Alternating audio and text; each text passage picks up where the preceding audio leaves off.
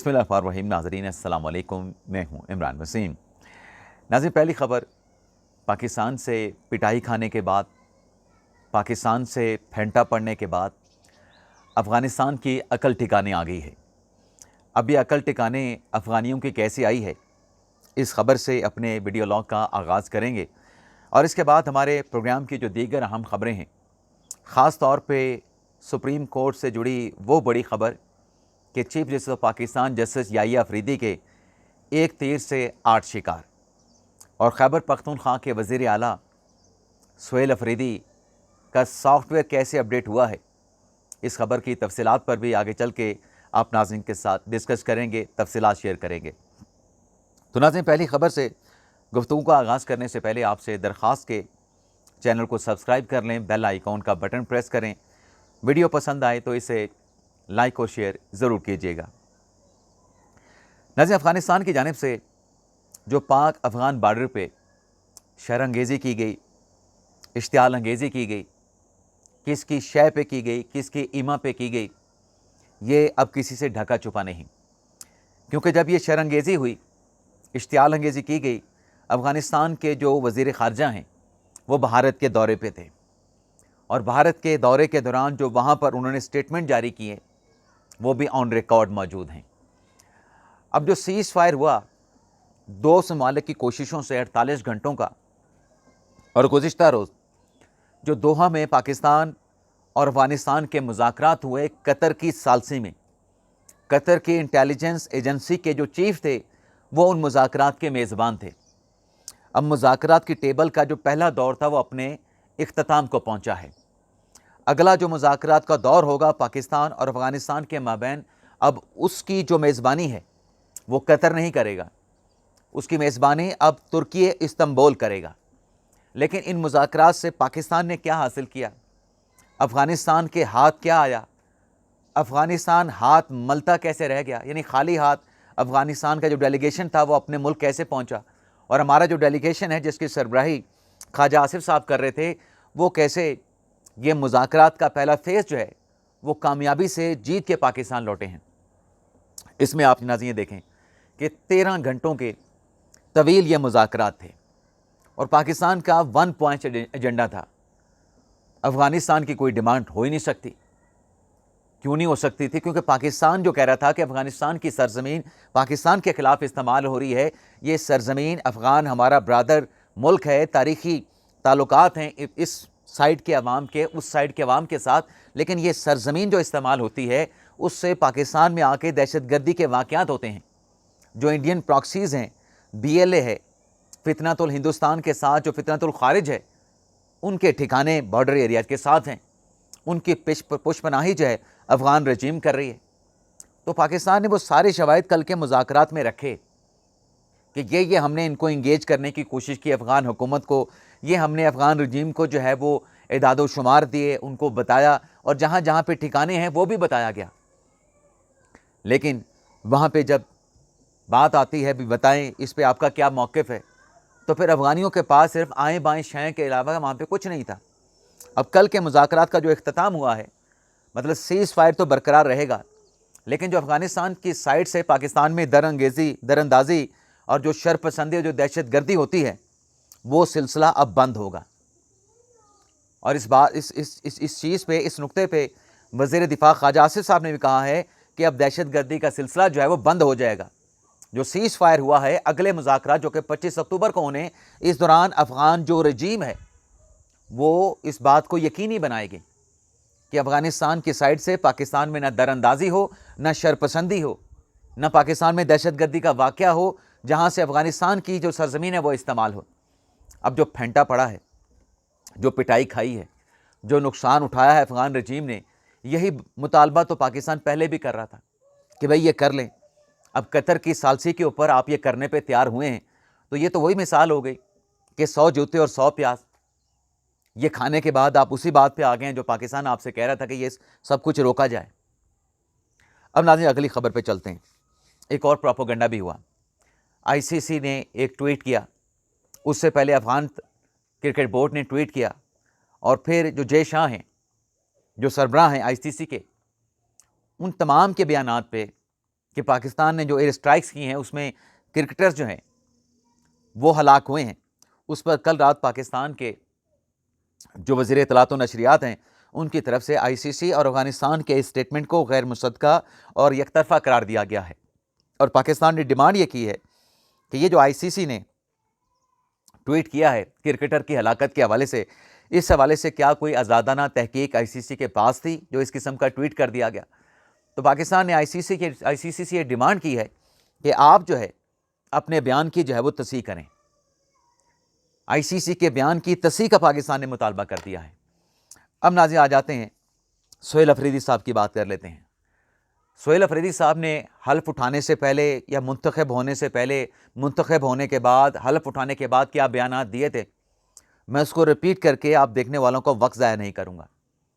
لیکن آپ کو ناظرین انٹائرلی ان کا جو سافٹ ویئر ہے وہ اپ ڈیٹڈ نظر آئے گا۔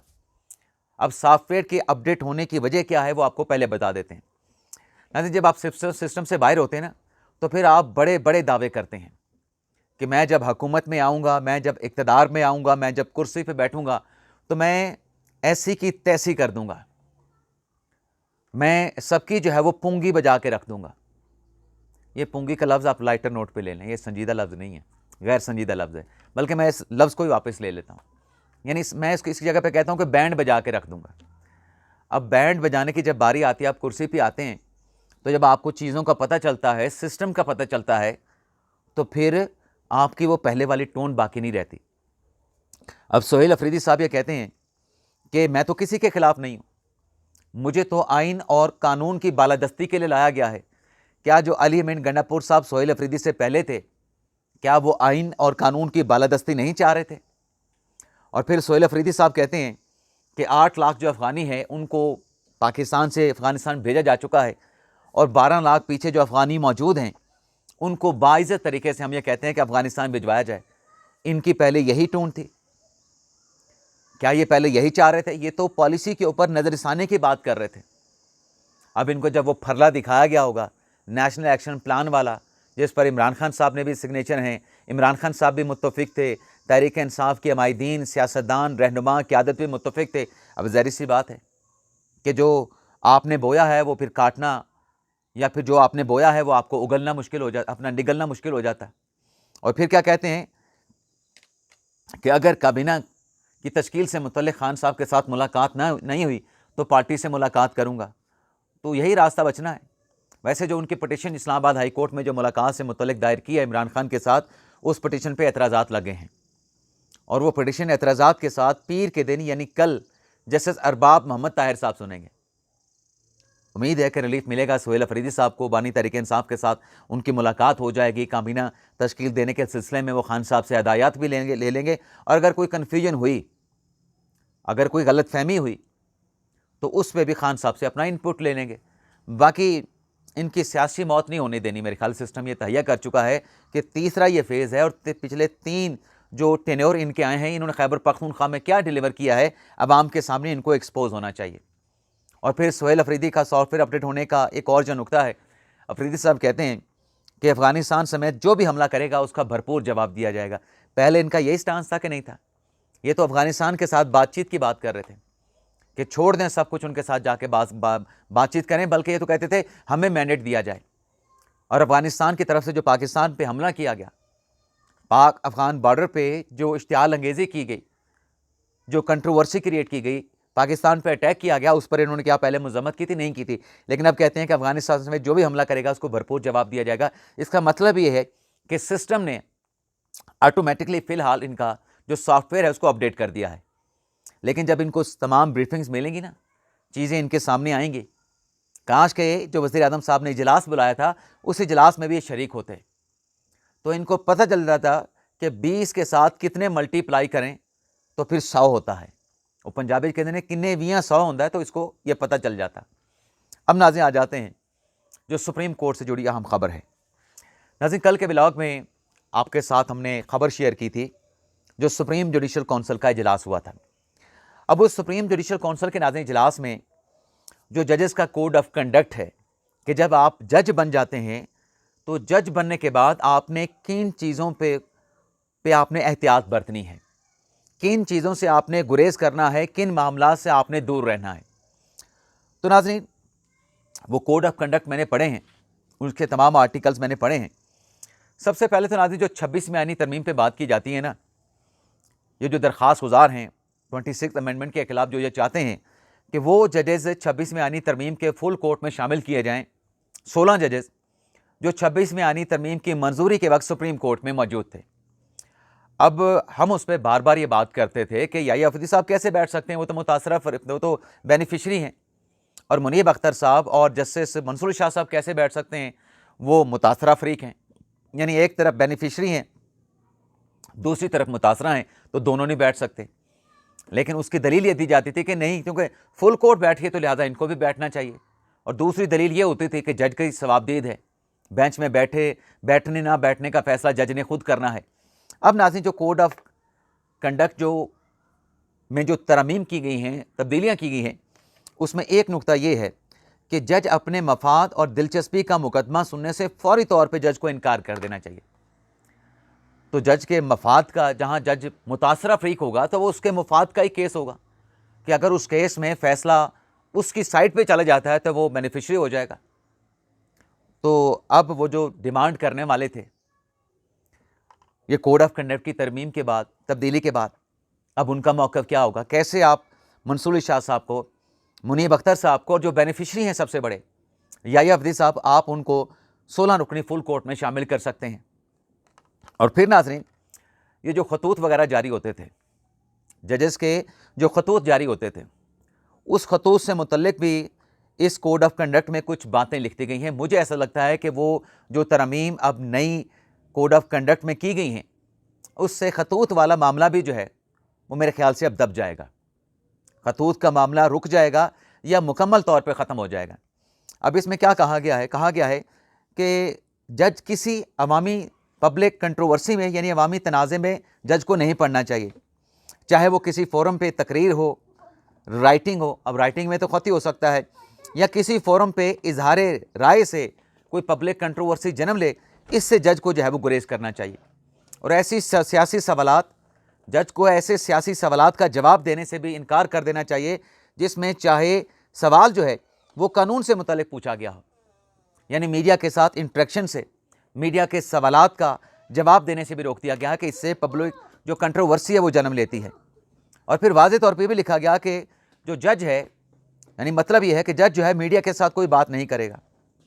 اور ایسی بات جس سے ادارے کا جو نظم و ضبط ہے, جو ڈسپلن ہے, وہ خراب ہو, یا ایسا کوئی میڈیا کا سوال جس سے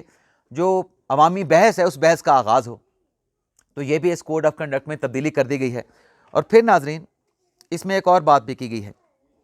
کہ کسی جج پہ اگر کوئی الزام لگا ہے, یعنی جج پہ کوئی الزام لگ جاتا ہے, تو الزام لگنے کی صورت میں اب وہ جج جو ہے وہ میڈیا پہ رسپانس نہیں دے گا, بلکہ جج پہ اگر الزام لگتا ہے تو وہ جج تحریری طور پہ, قاضی صاحب کے دور میں یہ ترمیم ہوئی تھی, قاضی فیصل صاحب کے دور میں, کہ جج جو ہے وہ اپنا رسپانس دے سکتا ہے, لیکن اب ترمیم کر کے جج کا رسپانس جو ہے اس کو بھی ختم کر دیا گیا ہے. لیکن اب یہ کہا گیا کہ اگر ادارہ جاتی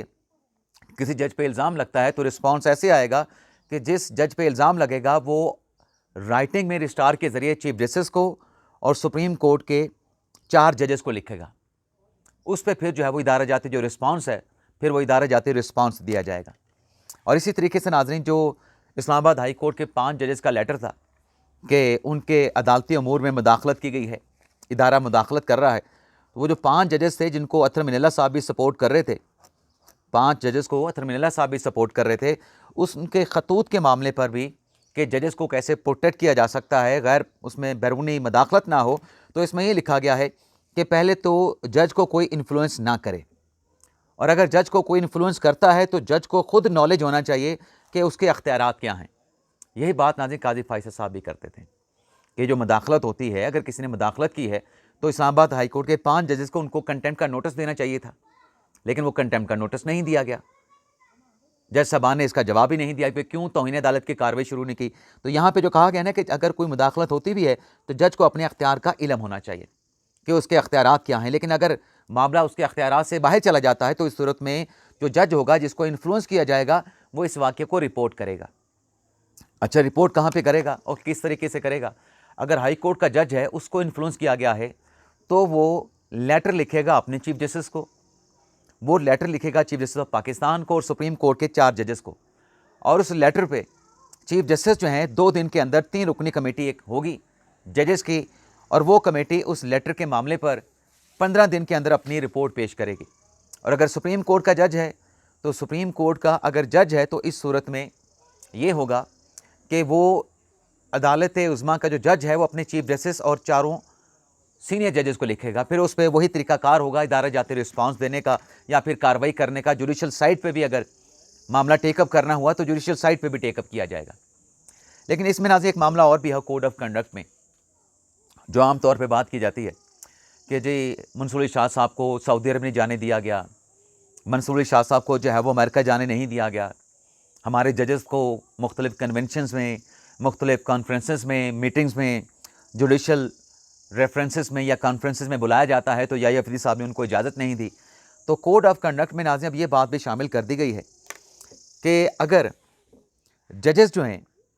کسی فارن ملک سے یا کسی غیر ملکی عالمی تنظیم سے اگر کسی کانفرنس کا یہ دعوت نامے منگوائیں گے تو جج کا یہ جو کنڈکٹ ہوگا یہ مس کنڈکٹ تصور کیا جائے گا۔ یعنی مس کنڈکٹ یہ ہے کہ اگر کوئی جج باہر سے ایسا کوئی دعوت نامہ منگوا کے باہر جانا چاہتا ہے وہاں پہ کانفرنس میں شرکت کرنے کے لیے تو اس کے خلاف برطرفی کی کارروائی کا آغاز ہوگا، اس کے خلاف ڈسپلنری پروسیڈنگ کا آغاز ہوگا سپریم جوڈیشل کونسل میں۔ اور اگر کسی جج کو کسی تنظیم، کسی یونیورسٹی باہر سے کوئی لیٹر ذاتی طور پہ آ جاتا ہے، ڈائریکٹلی ان کے نام پہ آ جاتا ہے، تو جو جج انوائٹ کیا جائے گا وہ اس تنظیم کو، اس عالمی غیر ملکی تنظیم سے کہے گا یا فورن کنٹری سے کہے گا کہ آپ اپنے انویٹیشن لیٹر کا جو روٹ ہے اسے چیف جسٹس کے ذریعے کریں، ڈائریکٹلی مجھے لیٹر آپ نہ لکھیں۔ تو یہ بھی جو بات ہوتی تھی کہ جج صاحب کو باہر نہیں جانے دیا گیا، جج صاحب کو جانے دیا گیا، تو اس کو بھی جو ہے وہ کوڈ آف کنڈکٹ میں سیٹل کر دیا گیا ہے۔ اس کے ساتھ ساتھ ناظرین علیمہ خان صاحب جن کے اریسٹ وارنٹ عدالت نے جاری کر رکھے ہیں راولپنڈی کی ATC کورٹ نے، اور ساتھ میں جو ضمانتی تھا جس نے 1 لاکھ کے مچلکے علیمہ خان صاحبہ کے جمع کروائے تھے، عدالت نے علیمہ خان صاحبہ کو گرفتار کر کے کل 20 اکتوبر کو عدالت میں پیش ہونے کا حکم دے رکھا ہے، اور جو ان کا ضمانتی تھا راولپنڈی کا عمر شریف، اس کو بھی نوٹس دے رکھا ہے۔ اور عدالت نے اس کے ساتھ ساتھ جو کیس ہے 5 نومبر 26 نومبر کے احتجاج کا، اس میں استغاثہ کے 5 گواہان کو بھی بلا رکھا ہے، اور مجموعی طور پر اس کیس میں 87 ملزمان کے چلان داخل کیے گئے ہیں۔ اجازت چاہتے ہیں ناظرین، اللہ حافظ۔